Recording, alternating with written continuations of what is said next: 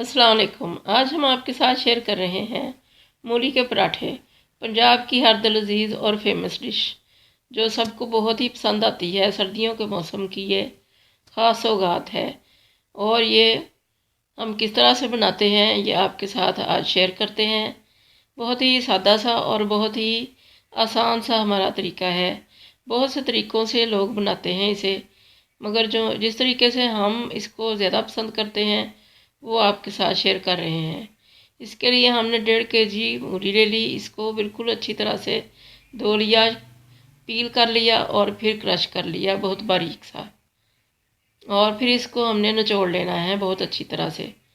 इसका पानी सारा निकाल देना है ताकि इसमें बिल्कुल ड्राई हो जाइए। और अगर इसमें पानी रहेगा तो फिर हमारे पराठे फटेंगे, इसलिए इसका पानी निकालना ज़रूरी है।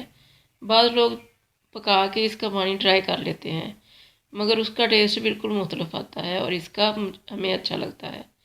ये हमने सबसे पहले अजवाइन ले ली 1/2 टीस्पून और 1 टेबलस्पून है क्रश चिलीज़, 1 टेबलस्पून है साबुत धनिया और 1 टेबलस्पून है नमक। 1 टेबलस्पून ही हमारे पास है ज़ीरा। हल्का सा ड्राई रोस्ट कर लिया है इसको। और अब है 1 टेबलस्पून भर के हमारे पास सुरख मिर्चें पिसी हुई और ये 1 टेबलस्पून है गरम मसाला। इन सब चीज़ों को हमने मूली के अंदर ऐड कर देना है। बहुत अच्छी सी चटपटी सी फीलिंग तैयार होगी हमारी।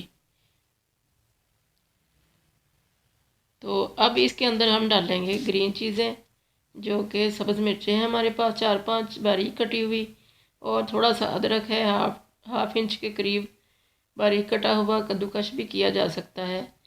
और ये है मूली के पत्ते, ये हम ज़रूर डालते हैं, बहुत ही अच्छे लगते हैं। जो बहुत नाजुक से पत्ते होते हैं वो बारीक काट के डालने, इसमें बहुत अच्छा फ्लेवर आता है और बेनिफिट्स भी हैं इसके।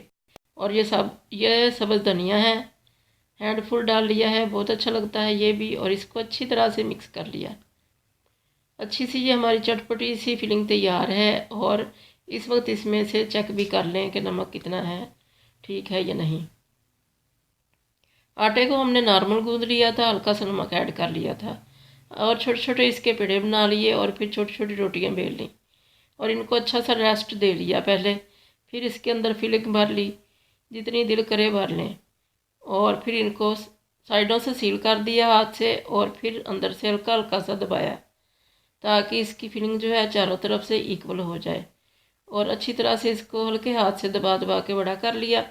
फिर इसको उठा के, तो जिस तरह से आम पराठा या रोटी बनाते हैं उसी तरह से इसको बना लिया। इस तरीके से इसका जो ऊपर एक्स्ट्रा आटा लगा होता है वो भी गिर जाता है नीचे। और पराठे के ऊपर अगर ज़्यादा आटा लगा हो खुश्क तो वो फिर बिल्कुल अच्छा नहीं लगता है, वो जल जाता है और पराठे की लुक भी अच्छी नहीं आती और टेस्ट भी। तो हल्का सा एक तरफ से सिक जाने के बाद हमने इसकी साइड चेंज कर ली। आप दूसरी साइड भी चेंज करेंगे और इतना सा पकने के बाद इसके ऊपर घी लगा लिया। घी के साथ ही पराठे अच्छे लगते हैं, ऑयल वाले पराठे बिल्कुल भी अच्छे नहीं लगते हैं और मक्खन वाले भी पराठे बहुत अच्छे लगते हैं। तो इस तरह से इसको घी लगा के तो अच्छी तरह से घुमाते जाएं। जैसे जैसे इसको घुमाएंगे उतना ही अच्छा ये पराठा बनेगा।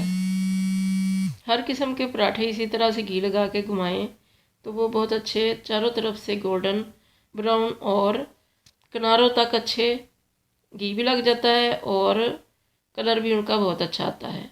और पराठे और रोटी हमेशा मीडियम टू हाई लो पे ही बनानी चाहिए, हाई फ्लेम के ऊपर ही बनानी चाहिए।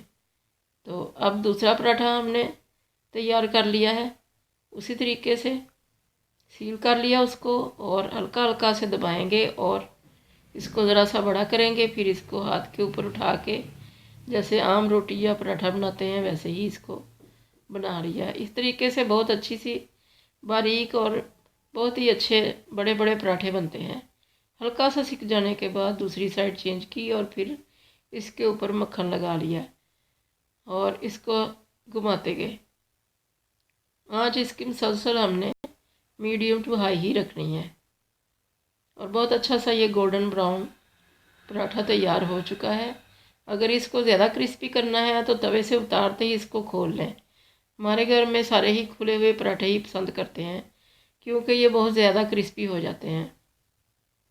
और अगर इसको सॉफ्ट रखना है तो इसको उतार के ऐसे ही रख लें, और दही के साथ, रायते के साथ, चटनी, अचार के साथ, लस्सी के साथ बहुत ही इंजॉय करते हैं हम लोग।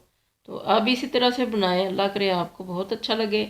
दुआओं में याद रखिएगा। अल्लाह हाफिज़।